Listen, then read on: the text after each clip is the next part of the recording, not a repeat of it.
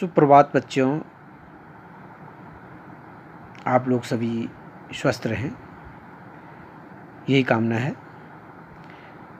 आज हम आपके लिए टॉपिक लेके आए हैं चुंबकीय द्विध्रुव के कारण अक्षीय स्थिति में चुंबकीय क्षेत्र। आपके पास यहाँ पर चुंबकीय द्विध्रुव है। हमने विद्युत द्विध्रुव के कारण अक्षीय स्थिति में विद्युत क्षेत्र की तीव्रता ज्ञात की थी। तो ये लगभग जो है जो चैप्टर आपके पास है सेम उसी प्रकार से है। तो यहाँ पर हमने एक क्षण चुंबक लेनी है और क्षण चुंबक के अक्षीय स्थिति में कोई बिंदु P लेना है, जहाँ पर हमने चुंबकीय क्षेत्र की तीव्रता ज्ञात करनी है। तो देखिए, ये हमने यहाँ पर एक क्षण चुंबक या धन चुंबक ले रखा है, जिसके दो ध्रुव S और N, उत्तरी ध्रुव दक्षिण ध्रुव दिखाई दे रहे हैं, जिसकी लंबाई 2L है, क्योंकि एक चुंबकीय द्विध्रुव है ये। और चुंबकीय द्विध्रुव के दो पोलों के बीच की दूरी, दो ध्रुवों के बीच की जो दूरी होती है वो 2L के बराबर होती है। ठीक है, इसका ये मध्य बिंदु है O से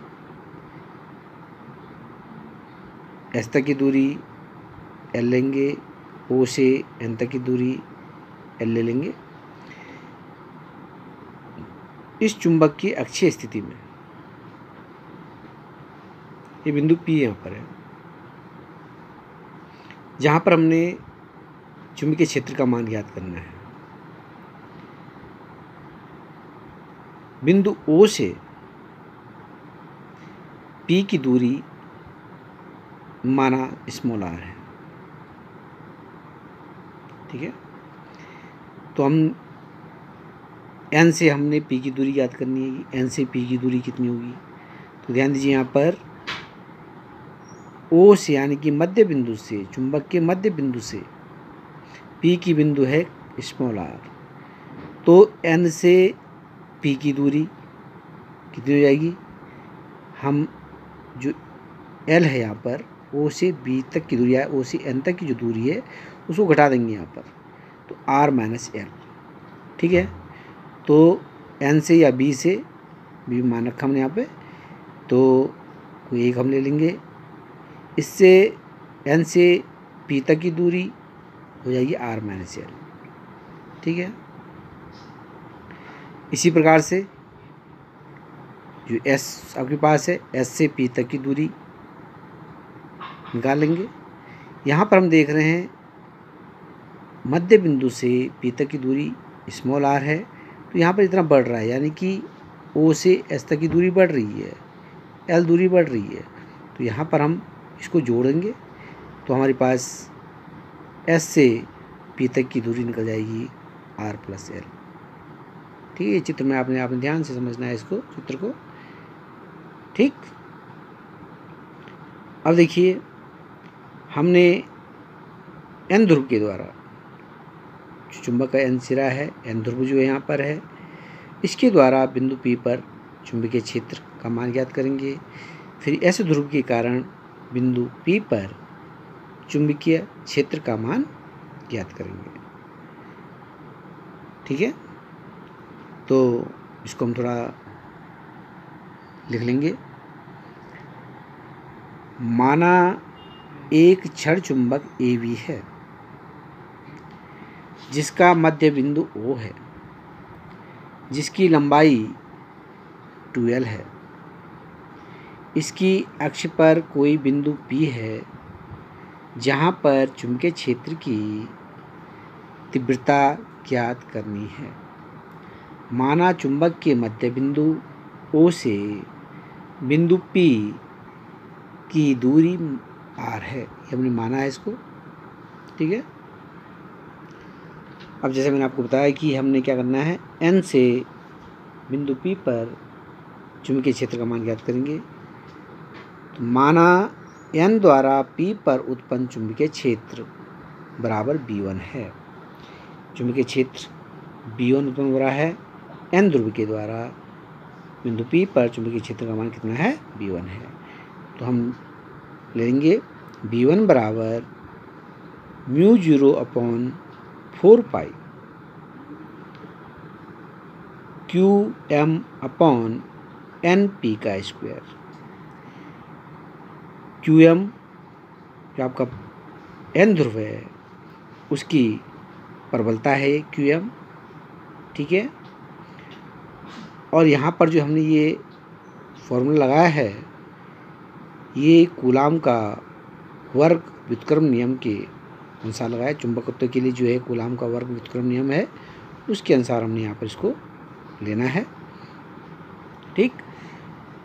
तो n ध्रुव की प्रबलता कितनी है? qm है, तो qm आ जाएगा। और यहाँ से यहाँ तक की दूरी यानी कि n से p तक की दूरी ले लेंगे np का स्क्वायर।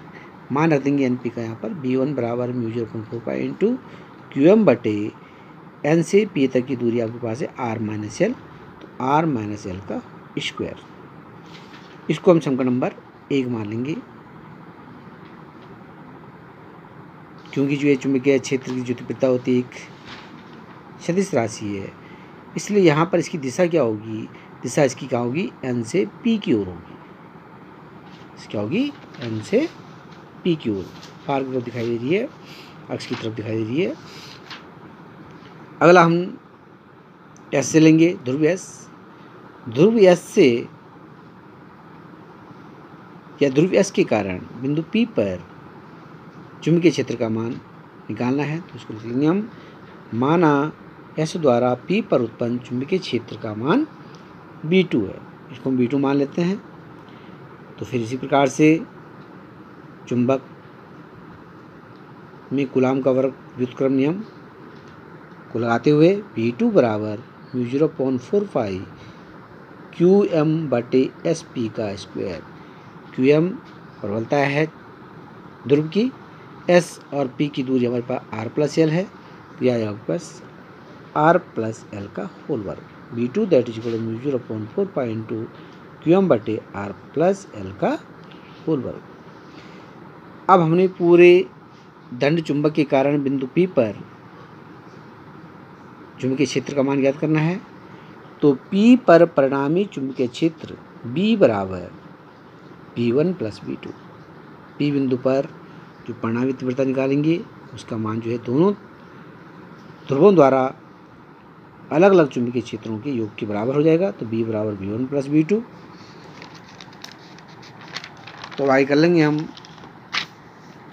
B बराबर मान रख देंगे, B1 का मान रख देंगे, B2 का मान रख देंगे। तो B बराबर μ0/4 इंटू qm/r माइनस एल का square minus μ0/4 into qm/r plus L का स्क्वायर।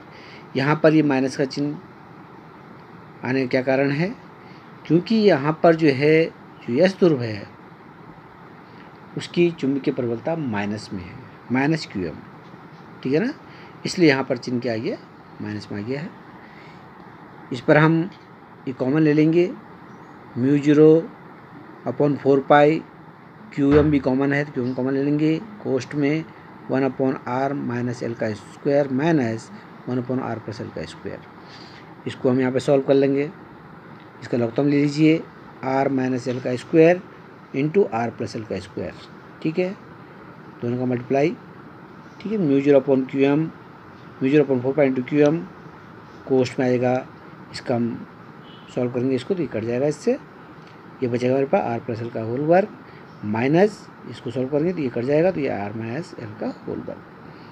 खोल देंगे इसको सूत्र के द्वारा, μ0qm/4 into r square plus L square plus 2rl minus r square plus L square minus 2rl। जो सूत्र होता है सूत्र के द्वारा खोल लेंगे हम इसको, a प्लस बी का होल वर्ग, ठीक है, A square plus B square plus 2ab होता है, और माइनस वाला इसी प्लस माइनस वाला होता है, ये माइनस आता है बीच में, समझे ना, A square plus B square minus 2ab, ठीक है। तो हमने ये दोनों को खोल करके इस प्रकार से लिख लिया है। और इनका आपस में मल्टीप्लाई करके ये आ जाएगा आपके पास R square minus L square का होल वर्ग। म्यू 0 QM बटे 4 पाई, यहाँ पर हम इस माइनस कोष्ट खोलेंगे, माइनस अंदर जाएगा ये, तो ये आपके पास ही रहेगा आर स्क्वायर प्लस 2 RL, और यहाँ पर जो है चिन्ह चेंज रहेंगे, minus R square minus L square plus 2 RL। ठीक है, आर स्क्वायर से आर स्क्वायर कट जाएगा, एल स्क्वायर से एल स्क्वायर कट जाएगा, तो हमारे पास क्या बचा, म्यू 0 QM बटे 4 पाई कोष्ट 2 RL, यहाँ पे बचा 2 RL बचा, जुड़ जाएगा ये तो 4 RL हो जाएगा, 2 और 2 4 4 RL बटे में R square minus L square का होल वर्ग। ठीक है, थोड़ा यहाँ पर हम इसको एडजस्ट करते हैं, इसको हम अंदर ले जाइए, तो ये म्यू 0 अपॉन 4 पाई हो गया है, इंटू इसको थोड़ा तोड़ दीजिए, 2 into 2 into 2 QM into L और इंटू आर बटे R square minus L square का होल वर्ग। ठीक है, अब देखिए यहाँ पर 2QML, ये हमने पिछले टॉपिक में पढ़ा था, ये आपके पास चुंबक का द्विध्रुव आघूर्ण है जिसको हम M से दिखाते हैं, इसकी जगह पे हम क्या रख देंगे, M रख देंगे, तो B बराबर mu 0 upon 4 pi into 2MR upon R square minus L square का होल वर्ग। यहाँ पे यदि कंडीशन ये होती है, यदि L is small l is less than R, यदि ये बहुत छोटा है तो आर स्क्वायर के सापेक्ष एल स्क्वायर की उपेक्षा करने पर, यानी कि आर स्क्वायर के सापेक्ष एल स्क्वायर का मान जो है बहुत ही कम होगा, और बहुत कम होने के कारण हम इसको क्या कर सकते हैं, नगण्य मान सकते हैं। तो हमारे पास क्या आ जाएगा, B बराबर mu 0 upon 4 pi into 2MR बटे R की 4 घात। इसको हम यहाँ पे लिख भी सकते हैं, इस प्रकार से हम इसको लिख सकते हैं, इसको हम लिख सकते हैं B that is equal to mu 0 upon 4 pi into 2MR बटे आर स्क्वायर का पावर 2। ये तो 0 हो गया, अब केवल पावर इसकी बचेगी, और इसको हम लिख सकते हैं B बराबर म्यू 0 अपॉन 4 पाई इंटू एक आर से एक आर कट जाएगा, तो यहाँ पे जो है पहले इसको मल्टीप्लाई कर दीजिए, 2MR बटे आर की 4 घात। अब यहाँ पर एक आर से एक आर कट जाएगा, तो 3 आर बचे यहाँ पर, तो इस प्रकार से आपको आ जाएगा ये B बराबर mu 0 upon 4 pi into 2M बटे आर का स्क्वायर। ठीक है, यह जो आपके पास क्या है, चुंबकीय क्षेत्र में चुंबकीय द्विध्रुव की अक्षीय स्थिति में चुंबकीय क्षेत्र की तीव्रता का व्यंजक है, सूत्र है। तो इस प्रकार से आप इसको सॉल्व कर सकते हैं। बिल्कुल सेम विद्युत क्षेत्र की तीव्रता की तरह ही है। अगर विद्युत क्षेत्र की तीव्रता हमने ढंग से पढ़ ली या इसको हमने ढंग से पढ़ लिया, तो हम जो है दोनों को आसानी से कर सकते हैं। जो भी हमारे पास पूछा जाएगा परीक्षा में, उसको हम आसानी से कर सकते हैं। ठीक है, ओके।